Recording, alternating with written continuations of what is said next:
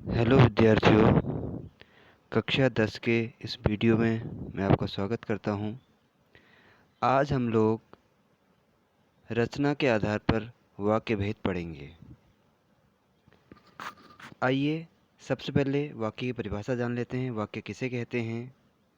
दो या दो से अधिक शब्दों के सार्थक समूह को वाक्य कहते हैं। यानी कि शब्दों का ऐसा समूह जो अपना पूरा अर्थ देता हो, उसे वाक्य कहते हैं। अगर शब्दों का समूह है, अगर पूर्ण अर्थ प्रकट नहीं कर रहा, तो उसे हम वाक्य नहीं कहते हैं।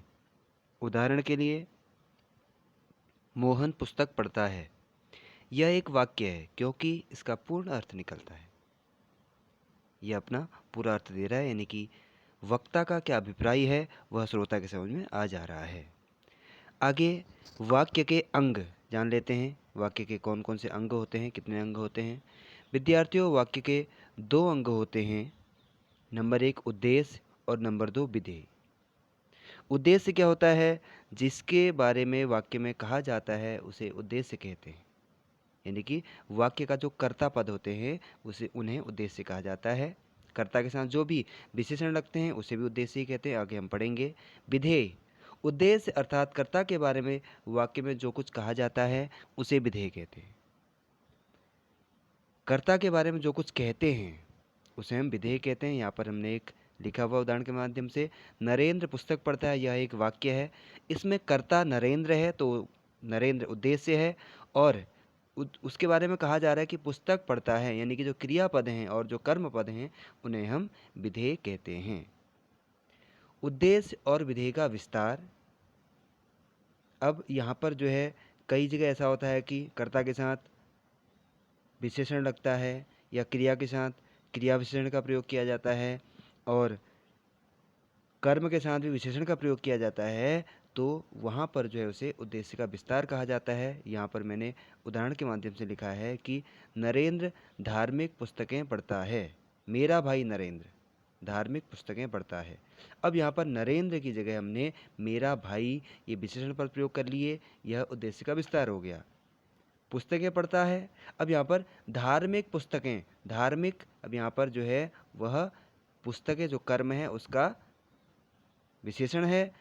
अधिक, ये क्रिया के लिए क्रिया विशेषण प्रयोग किया गया है, तो ये जो है विधेय का विस्तार है। यानी कि कर्ता के साथ जो भी विशेषण का प्रयोग किया जाता है उसे उद्देश्य का विस्तार कहते हैं, और कर्म के साथ जो विशेषण लगता है या क्रिया के साथ जो क्रिया विशेषण का प्रयोग किया जाता है उसे विधेय का विस्तार कहा जाता है। अब समझते हैं रचना के आधार पर वाक्य के भेद। विद्यार्थियों, रचना के आधार पर वाक्य के 3 भेद होते हैं। नंबर 1 सरल वाक्य, नंबर 2 संयुक्त वाक्य, और नंबर 3 मिश्र वाक्य। अब जानते हैं सरल वाक्य क्या होता है। जिस वाक्य में, सरल वाक्य, जिन वाक्यों में एक उद्देश्य तथा एक विधेय होता है उन्हें सरल वाक्य कहते हैं। जैसा कि हम उद्देश्य और विधेय ऊपर पढ़ चुके हैं, तो यहाँ पर जो है कुछ उदाहरण दिए जा रहे हैं। मोहन हंसता है। मोहन उद्देश्य है, हंसता है विधेय है, यानी कि एक उद्देश्य है और एक विधेय है। राजेश बीमार है। राजेश उद्देश्य है और बीमार है विधेय है, एक उद्देश्य एक विधेय। माताजी ने शीला को साड़ी दी।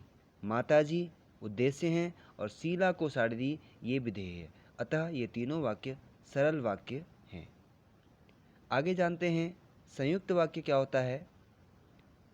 संयुक्त वाक्य, जिन वाक्यों में दो या दो से अधिक स्वतंत्र उपवाक्य किसी समुच्चय बोधक अव्यय से जुड़े होते हैं उन्हें संयुक्त वाक्य कहते हैं। यानी कि विद्यार्थियों, संयुक्त वाक्य में दो या दो से अधिक सरल वाक्य समुच्चय बोधक अव्यय शब्द जो होते हैं, जिन्हें या, किंतु, परंतु, और, अपितु, लेकिन, अथवा, इन सबको जो है समुच्चय बोधक अव्यय कहा जाता है।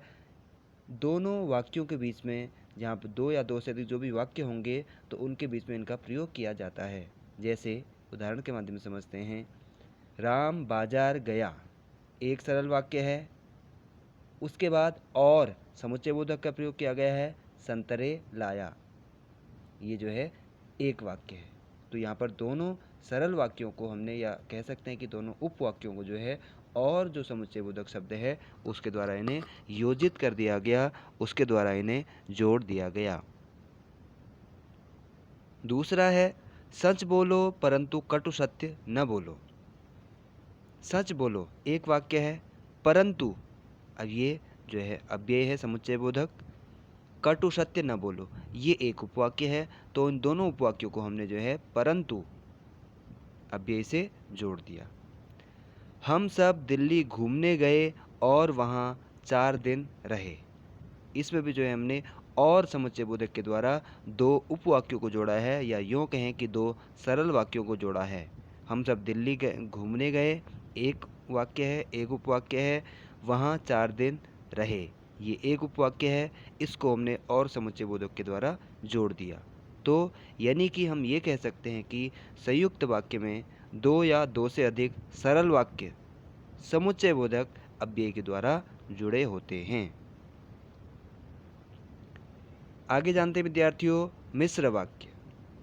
मिश्र वाक्य क्या होते हैं? मिश्र वाक्य जिन वाक्य में एक मुख्य उपवाक्य हो और अन्य उपवाक्य उस पर आश्रित हो उसे मिश्र वाक्य कहते हैं। मिश्र वाक्य के उपवाक्य की, जैसा, तैसा, जो, जब, वह, क्योंकि आदि व्यधिकरण योजकों से जुड़े रहते हैं। आइए उदाहरण के माध्यम से देखते हैं।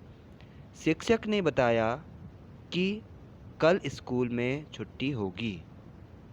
अब इस वाक्य में शिक्षक ने बताया ये एक उपवाक्य है, कि कल स्कूल में छुट्टी होगी ये आश्रित उपवाक्य है। इससे पहले हमने संयुक्त वाक्य में देखा कि दोनों ही उपवाक्य थे, परंतु मिश्र वाक्य में एक उपवाक्य होता है और एक आश्रित उपवाक्य होता है। आश्रित उपवाक्य से हमारा मतलब है विद्यार्थियों कि आश्रित उपवाक्य का अपना स्वतंत्र अर्थ नहीं होता।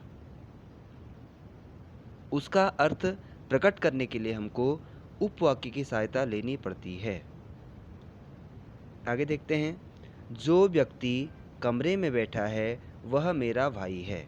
अब यहाँ पर जो व्यक्ति कमरे में बैठा है, अगर हम इतना कहेंगे तो वक्ता का क्या अभिप्राय है, क्या वो कहने का मतलब है, क्या कहना चाह रहा है वक्ता, श्रोता के समझ में पूर्ण रूप से नहीं आएगा कि जब तक हम जो है उपवाक्य की सहायता नहीं लेंगे, उसकी मदद नहीं लेंगे। जैसे हम इसको पूर्ण करेंगे। जो व्यक्ति कमरे में बैठा है वह मेरा भाई है। जो व्यक्ति कमरे में बैठा है यह एक आश्रित उपवाक्य है, वह मेरा भाई है यह एक प्रधान उपवाक्य है।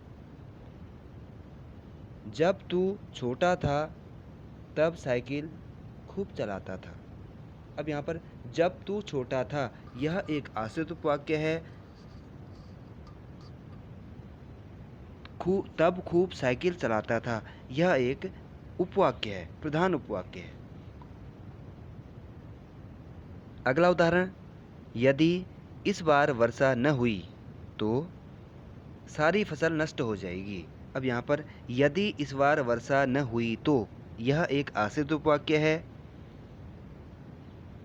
सारी फसल नष्ट हो जाएगी यह प्रधान उपवाक्य है।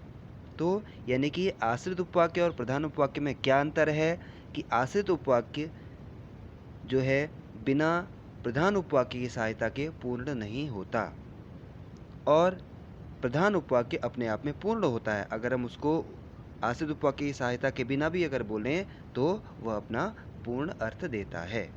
तो इस प्रकार से ये 3 प्रकार के वाक्य होते हैं रचना के आधार पर। सरल वाक्य जिसमें एक उद्देश्य और एक विधेय होता है, या यूँ कहें कि उसमें एक ही मुख्य क्रिया होती है।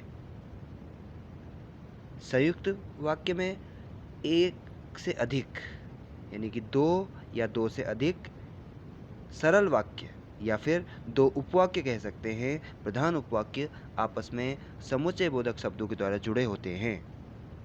इसकी पहचान क्या होती है? अगर हम इसमें से समुच्चय बोधक शब्द हटा देते हैं तो दोनों ही उपवाक्य अपना पूर्ण अर्थ प्रकट करते हैं। और मिश्र वाक्य में विद्यार्थियों एक आश्रित उपवाक्य होता है और एक प्रधान उपवाक्य होता है। अब वह आगे या पीछे कहीं भी हो सकता है, पहले आश्रित उपवाक्य भी हो सकता है और पहले प्रधान उपवाक्य भी हो सकता है, लेकिन एक जो है वहाँ पर प्रधान उपवाक्य होगा, एक या एक से अधिक आश्रित उपवाक्य होंगे। आश्रित उपवाक्य की पहचान मैंने आपको बताई कि उसमें कि, जैसा, तैसा, जो, जिससे, जिसका, जिसकी, जैसे, ज्यों, त्यों आदि इनका प्रयोग किया जाता है, जैसे उदाहरण के माध्यम से हम समझ चुके हैं। आई होप विद्यार्थियों आपकी समझ में रचना के आधार पर वाक्य भेद आए होंगे। अगली वीडियो में हम इन वाक्यों को कैसे आपस में हम रूपांतरित करते हैं, कैसे बदलते हैं। सरल वाक्य से संयुक्त वाक्य बनाना, सरल वाक्य से मिश्र वाक्य बनाना, संयुक्त वाक्य से सरल वाक्य बनाना, संयुक्त वाक्य से मिश्र वाक्य बनाना, मिश्र वाक्य से सरल वाक्य बनाना, मिश्र वाक्य से संयुक्त वाक्य बनाना, इसके बारे में जानकारी प्राप्त करेंगे। धन्यवाद।